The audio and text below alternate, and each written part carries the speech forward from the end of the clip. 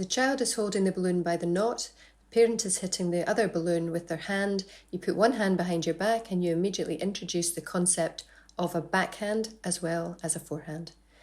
Introducing a rally between two players, hands up in the high five position, right hand to right hand, left hand to left hand. So introducing a sequence, right to right, left to left. Introducing the concept of a net, so holding hands and bumping the balloon up across the human net. Make sure you change hands because it's important to develop left and right side skills for this exercise.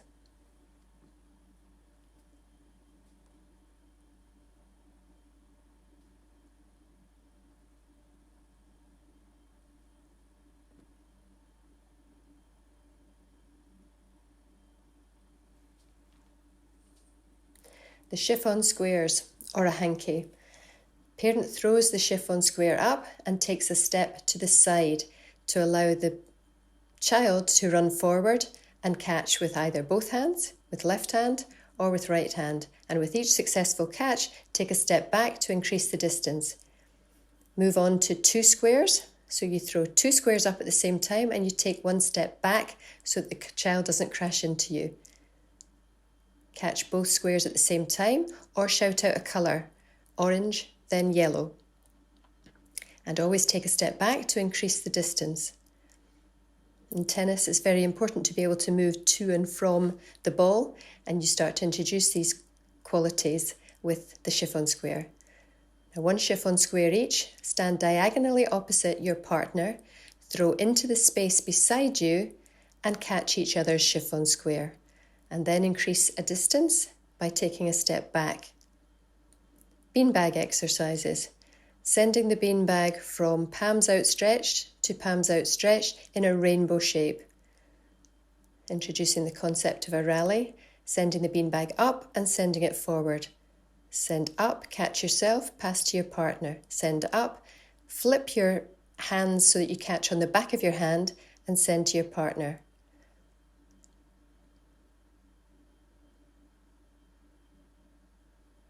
So using a rolled up pair of socks and a Tupperware, start close together and send in a rainbow shape. So it goes up when it leaves your hands and it's coming down when it lands in the Tupperware. Start close together and then continue to take a step back to increase the distance. And as you increase the distance, your hand goes longer to the target. Then you can remove the Tupperware and just be throwing the socks. Catch in front and take both hands to the side to mirror a forehand and a backhand shot.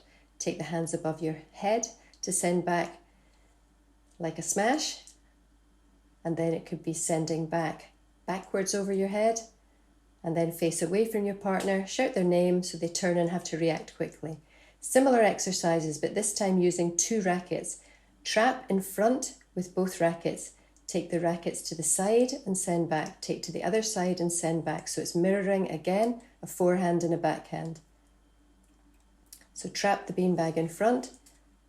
Take the rackets above your head and send back like an overhead smash or a serve. Trap in front and send back. Trap in front, turn round, send backwards over your head. Face away from your parent, call your name, you turn round, quick reactions, trap in front and send back. Tea towel tennis. So the pair of socks or the beanbag is in the middle of the tea towel. Working together, you're trying to send the beanbag or the socks high in the air and catch together. If you get good at that, you can start to add some movement, moving side to side or forwards and backwards. Now introducing the ball. We have two strips of paper, could be two chalk lines. So sending out of the palm of your hand through the middle of the target area and stopping the ball by splatting it with your hand on the top. You could also use a wall or a bench so that you roll the ball against it and your child chases after it. So this is called race and chase. So again, in tennis, you have to be able to move to and from a moving ball. So this starts to introduce those skills.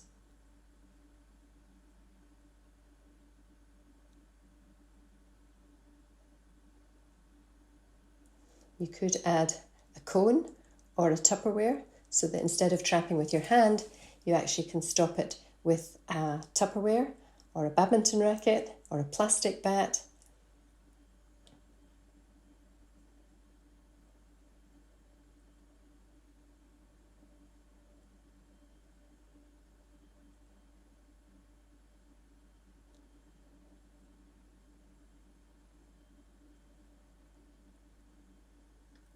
So introducing the ball again, but this time adding in the right hand and the left hand. So right to right and left to left.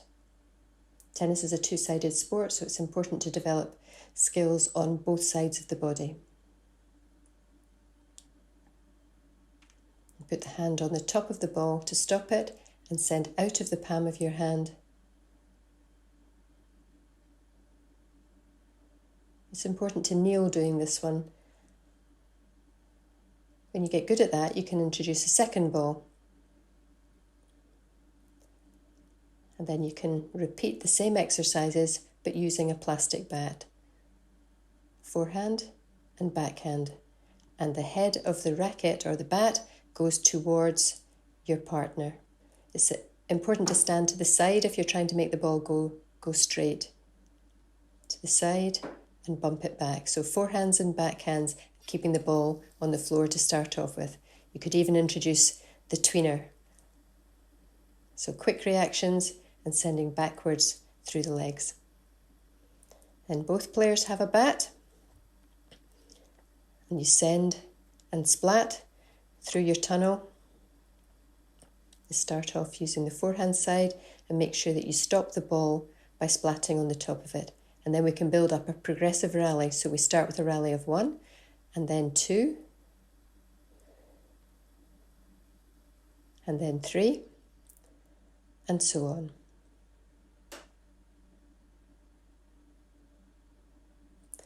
Do the same thing with the backhand. Rally of 2, 1, 2, 3, splat. And the tweener rally, so quick reactions, coordination skills, to look to see the balls coming, and build up a progressive rally. This is quite a tricky one, but if you do all of these exercises in the right sequence, you can actually build up to quite a complex skill. So another tea towel tennis exercise using a wall or a bench. You can use your hands or you could use a racket, and you're trying to bump the ball against the wall or the bench and judge the distance that allows the ball to stop on the middle of the tea towel. And when you're successful, you move the tea towel back, so you increase the distance.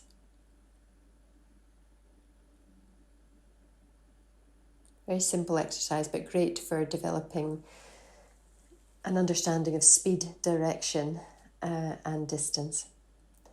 And final exercise, magic racket trick. So you're trying to hold the racket up on your fingertips or on the palm of your hand without holding on to the handle. Tip is to look into the middle of the strings and concentrate in the middle of the strings to help you to keep the racket upright. Good idea to time this to see how long you can keep it balanced for, and then to try and beat your score the next time.